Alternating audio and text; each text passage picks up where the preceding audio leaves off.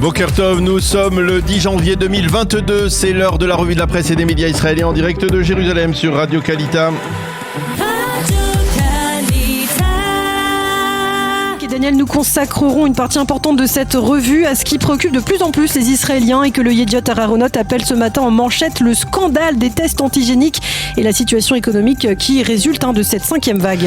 Oui, effectivement, Ilana, le Yediot Aharonot titre aussi ce matin la plaisanterie. Nous allons retrouver Daniel Haïk dans un instant, notre correspondant à Jérusalem. Oui, Daniel, allez-y, on vous entend. Vous m'entendez? Oui, effectivement, je vous disais que le Yediot Aharonot titrait aussi la plaisanterie de l'antigénique et il parle de chaos en Israël en matière de tests. Résumons cela. Les tests PCR ont été limités pour éviter les immenses files d'attente, mais maintenant, les Israéliens font la queue pour acquérir avec leur propre denier un test antigénique dont la fiabilité est douteuse et surtout, il y a une pénurie de tests antigéniques à faire à domicile et il est impossible de se faire tester et face à ce chaos, Naftali Bennett se contente de livrer son pronostic. Entre 2 et 4 millions d'Israéliens seront contaminés. Je comprends la frustration de la population, affirme le Premier ministre. Le site Ynet parle aussi de chaos dans sa page d'ouverture, mais c'est le chaos qui règne dans les lycées israéliens, avec des enseignants qui se demandent comment dans une telle pagaille ils vont pouvoir préparer leurs élèves au baccalauréat. Le Maariv, lui, dans sa page d'ouverture, fait état d'un phénomène de plus en plus d'Israéliens qui pensent avoir été contaminés ne s'empressent pas de se faire tester pour économiser le prix du kit de test qui coûte cher en Israël et parce qu'ils doutent de la fiabilité du test antigénique. Hier, la chaîne 12 a diffusé un reportage justement sur le manque de fiabilité de certains de ces tests antigéniques. Et justement, à propos de la chaîne 12, celle-ci a aussi diffusé un sondage qui prouve que la confiance du public envers le gouvernement s'effrite. Oui, selon les résultats de ce sondage, 63% des Israéliens interrogés ont estimé que le gouvernement Bennett gérait mal la crise actuelle, contre 34% qui estiment qu'il la gère bien. En août dernier, 54% trouvaient que la crise était mal gérée, 37% estimaient qu'elle était bien gérée. Seuls 35% des personnes interrogées aujourd'hui considèrent que la nouvelle politique menée par le gouvernement actuel est bonne, 58% pensent qu'elle n'est pas bonne, 65% sont favorables à un élargissement des restrictions alors que le gouvernement apparemment ne fait rien en la matière. Et enfin, à la question de savoir si le gouvernement doit dédommager les secteurs touchés économiquement, 80% ont répondu par l'affirmative et 12% par la négative, et ce alors que le ministre des Finances, Lieberman, semble faire partie de ces 12% justement.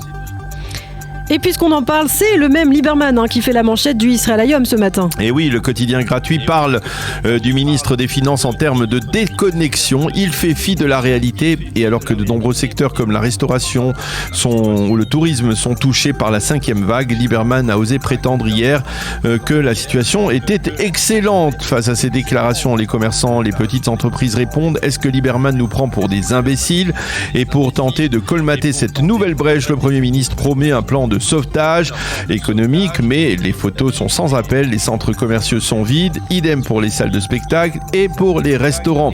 Le second titre lié au corona que l'on trouve en première page du Israël Hayom se rapporte aux hôpitaux qui commencent à ressentir une forme de saturation et qui affirme que le pic de la vague actuelle ne devrait pas intervenir avant 2 ou 3 semaines. Les directeurs d'hôpitaux déplorent que la campagne de vaccination des enfants ait échoué. Enfin, le Israël Hayom explique que les écoles et lycées israéliens seront certes ouverts, mais que de facto, les écoliers et lycéens vont rester chez eux.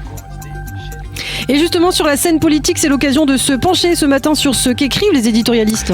Eh bien, ils ne sont guère tendres dans l'ensemble pour le gouvernement et pour le Premier ministre. Daveyal résume la situation ainsi dans son analyse: zéro restriction, mais aussi zéro plan de sauvetage pour le gouvernement, et d'écrire: nul doute que le gouvernement actuel a vécu hier sa journée la plus difficile depuis sa formation.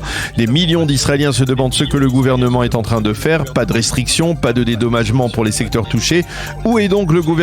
Et que je sache, dans aucun pays occidental il a été décidé de s'en remettre aux tests antigéniques, aux résultats problématiques, écrit Nadav Eyal, qui demande au gouvernement de se ressaisir et de cesser de s'attribuer des bons points. Adi Rubinstein, lui, dans le Israël Hayom, fustige Lieberman et titre son éditorial: le public n'est pas totalement idiot.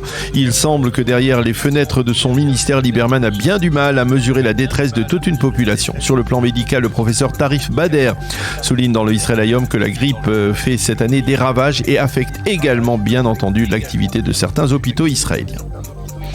Et pourtant, dans ce chaos, une lueur d'espoir, Daniel, la réouverture des frontières. Et oui, des frontières qui ont été rouvertes hier et on a pu assister à une arrivée, on va dire, timide des premiers touristes étrangers, même s'il faut l'avouer, la situation actuelle ne se prête guère à une déferlante touristique. Actuellement, les professionnels du tourisme espèrent malgré tout que le plus dur est derrière eux. Nous commençons notre 5e sortie de crise, affirme-t-il dans le journal, dans le Israël Hayom.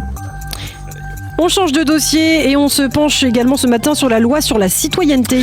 Oui, il s'agit de cette loi qui empêche le rassemblement entre familles arabes israéliennes et familles palestiniennes. La commission interministérielle des lois a validé hier ce projet de loi déposé par Ayelet Shaked. 9 ministres ont voté pour, mais Tamar Zandberg de Meretz a voté contre et Nachman Shai, travailliste, s'est abstenu. L'actuelle coalition ne dispose pas de majorité actuellement pour faire passer cette loi à la Knesset et elle compte sur un réveil nationaliste de l'opposition de droite comme le Likoud ou le sionisme religieux. Et puis pour terminer, selon un quotidien arabe, les pourparlers sur le nucléaire iranien à Vienne seraient en passe d'aboutir. Oui, c'est ce que révèle le quotidien pan-arabe Rei El Youm qui paraît à Londres. Selon des informations dont il dispose, on s'acheminerait actuellement vers un accord entre l'Iran et les puissances selon des conditions validées par les États-Unis et par les Iraniens. Il s'agirait d'un accord provisoire d'une durée de 2 ans. Durant ces 2 années, les Américains lèveraient progressivement toutes les sanctions imposées par l'administration Trump. Quant à l'uranium enrichi accumulé par l'Iran, il serait placé en dépôt en Russie. Seul petit problème pour l'instant, les Iraniens démentent catégoriquement de tels progrès dans les pourparlers de Vienne. Affaire à suivre.